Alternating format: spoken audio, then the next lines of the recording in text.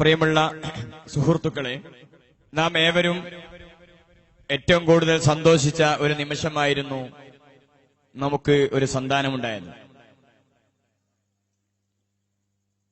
ലോകത്തെ എല്ലാവരും ആഗ്രഹിക്കുന്ന ഒരു കാര്യമാണ് ഒരു കുഞ്ഞ് ജനിക്കുക എന്നത്. കുട്ടികളില്ലാതെ കഷ്ടപ്പെടുന്ന ഒരുപാട് ആളുകൾ, വിഷമിക്കുന്ന ഒരുപാട് ആളുകൾ ഇന്ന് ലോകത്ത് ഉണ്ട്. വന്ധ്യതാ ചികിത്സയ്ക്ക് വേണ്ടി ഹോസ്പിറ്റലുകളിൽ കയറിയിറങ്ങുന്ന ഒരുപാട് യുവതി യുവാക്കളുണ്ട്. അല്ലാഹു സുബ്ഹാനഹു വ തആല അവർക്ക് സ്വാലിഹായ സന്താനങ്ങളെ നൽകുമാറാവട്ടെ. ഒരു കുഞ്ഞില്ലാത്തതിന്റെ വിഷമം കുട്ടികളില്ലാത്തവർക്ക് തിരിച്ചറിയുകയുള്ളൂ. പക്ഷേ ഇന്ന് കുഞ്ഞുങ്ങൾ ഒരു ഭാരമായി മാറുന്നോ എന്നൊരു ചിന്ത പത്രമാധ്യമങ്ങളിലൂടെ വായിക്കുമ്പോൾ നമുക്ക് തോന്നിപ്പോവുകയാണ്. ഒരു ഭാഗത്ത് മാതാപിതാക്കളെ നിഷ്ഠൂരമായി കൊല ചെയ്യുന്ന മക്കൾ വളർന്നു വരുമ്പോൾ, മറുഭാഗത്ത് തങ്ങളുടെ ജീവിതത്തിന് തടസ്സമായി മക്കൾ മാറുന്നുണ്ടോ എന്നൊരു കാരണം കൊണ്ട് നിഷ്ഠൂരമായി കൊല ചെയ്യപ്പെടുന്ന മാതാപിതാക്കൾ മറ്റൊരു ഭാഗത്തുണ്ടാകുമ്പോൾ, വേറെ ചില ഭാഗത്ത് സ്വന്തം മകളെ ശാരീരികമായി പീഡിപ്പിച്ചുകൊണ്ടിരിക്കുന്ന പിതാവും മാതാവും ഒരു ഭാഗത്ത് വിലസുമ്പോൾ ഈ ലോകത്തിന് എന്തു പറ്റിയെന്ന് നാം ആലോചിച്ചു പോവുകയാണ്. ഒരു 2-3 ദിവസം മുമ്പ് തിരുവനന്തപുരം ആറ്റിങ്ങലിൽ നടന്ന ഒരു കൊലപാതകം നിങ്ങൾ വായിച്ചിട്ടുണ്ടാവാം. ആ വിഷയ സംബന്ധമായി പത്രങ്ങളിൽ നിരന്തരം അതിനെക്കുറിച്ചുള്ള വാർത്തകൾ വന്നിട്ടുണ്ട്. ഭാര്യയ്ക്ക് തന്റെ ഓഫീസിൽ ജോലി ചെയ്യുന്ന ഒരു കാമുകനുമായി ബന്ധമുണ്ടായതിന്റെ പേരിൽ ആ ബന്ധം തുടർന്നു പോവാൻ തടസ്സമായി നിൽക്കുന്നത് 3 പേരായിരുന്നു. ഒന്ന് ഈ സ്ത്രീയുടെ മകൾ, രണ്ടാമത്തേത് ഭർത്തൃമാതാവ്, മൂന്നാമത്തേത് ഭർത്താവായിരുന്നു. അതിനുവേണ്ടി എല്ലാ വഴികളും ഒരുക്കിക്കൊടുത്തത് ഈ സ്ത്രീയായിരുന്നു. അക്കാരണം കൊണ്ട് ജീവിതം പൊലിഞ്ഞത് ഭർത്തൃമാതാവും ഒരു മകളുമായിരുന്നു. ഒരു ഭാഗത്തെ ആ ഒരു ചിന്തയിലൂടെ പോകുമ്പോൾ, ഈ അടുത്ത് മുമ്പും ഒരു മാസം മുമ്പ് മറ്റൊരു വാർത്ത നമ്മൾ കേട്ടത്, 2 മക്കളെ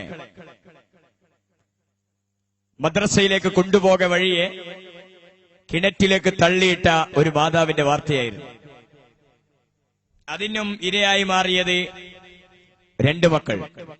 അതിന്റെ കാരണം വൈവിട്ട മാതാവിന്റെ ബന്ധവുമായിരുന്നു. എന്തേ ഇങ്ങനെയൊക്കെ സംഭവിക്കാൻ കാരണം എന്താണ്? മക്കൾ എന്തു തെറ്റാണ് ചെയ്തത് എന്ന ചോദ്യം ചോദിക്കുമ്പോൾ വളരെ ഉള്ളറകളിലേക്ക് ചിന്തിച്ചുകൊണ്ടിരിക്കുന്ന ഒരവസ്ഥയാണ്. സ്വന്തം മക്കളെ ക്രൂരമായി കൊല്ലുന്ന ഏതെങ്കിലും ഒരു മൃഗത്തെ നമുക്ക് കാണാൻ കഴിയില്ല.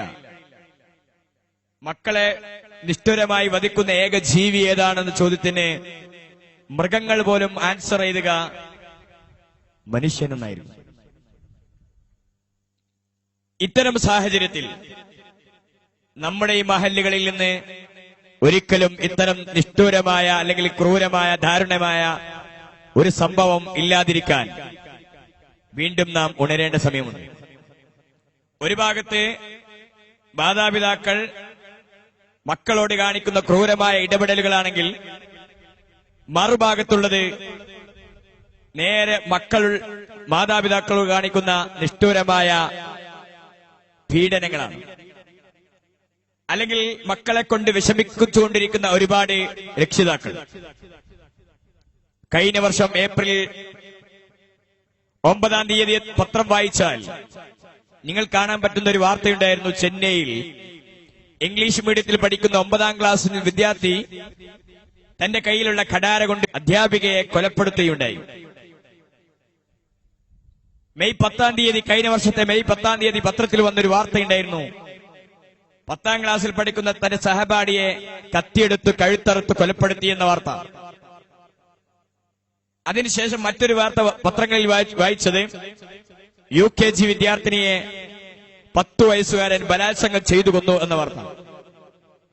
വീണ്ടും പത്രങ്ങളിലൂടെ ഇങ്ങനെ വായിക്കുമ്പോൾ മദ്യത്തിനും മയക്കുമരുന്നിനും ലഹരിക്കും അടിമയാകുന്ന ഒരുപാട് സന്തതികളെയും നമുക്ക് കാണാൻ കഴിയും. എന്തേ നമുക്ക് ഇവിടെ സംഭവിച്ചതെന്ന ചോദ്യത്തിന് ഇൻഡോറിൽ പ്രോഗ്രാമിലൂടെ നമ്മൾ അവതരിപ്പിക്കുമ്പോൾ ലോകത്ത് ഇന്ന് ട്രെയിനിങ് പരിശീലനം ആവശ്യമുള്ള മേഖലയാണ് ഒന്ന് രക്ഷിതാക്കൾക്കും ഒന്ന് വിദ്യാർത്ഥികൾക്കും കുട്ടികൾക്കും. ഒരാൾ ഡോക്ടറാവാൻ, ഒരാൾ എഞ്ചിനീയർ ആവാൻ, ഒരാൾ അഡ്വക്കേറ്റ് ആവാൻ, ഒരു അധ്യാപകനാവാൻ ഒരുപാട് പഠിക്കണം. ഒരു വാഹനം നന്നാക്കുന്ന വ്യക്തിക്ക് ഒരു വാഹനം നന്നാക്കാൻ പഠിക്കേണ്ടതുണ്ട്. ഒരു വീട് നിർമ്മാണം നടത്തുന്ന ഒരാൾക്ക് വീട് നിർമ്മാണത്തിന്റെ എല്ലാ മേഖലയെക്കുറിച്ചും പഠിക്കേണ്ടതുണ്ട്. പക്ഷേ പഠിക്കാതെ ഒരു മേഖലയിൽ എത്തുന്ന ഒരു വിഭാഗമുണ്ടെങ്കിൽ അത് ഇന്ന് രക്ഷിതാക്കളാണ്. ഏതെങ്കിലും യൂണിവേഴ്സിറ്റിയിൽ നിന്ന് ആരെങ്കിലും രക്ഷിതാവാകാൻ ഒരു കോഴ്സ് ഇനിയും പാസ്സായിട്ടുണ്ടോ? ഉണ്ടാവില്ല.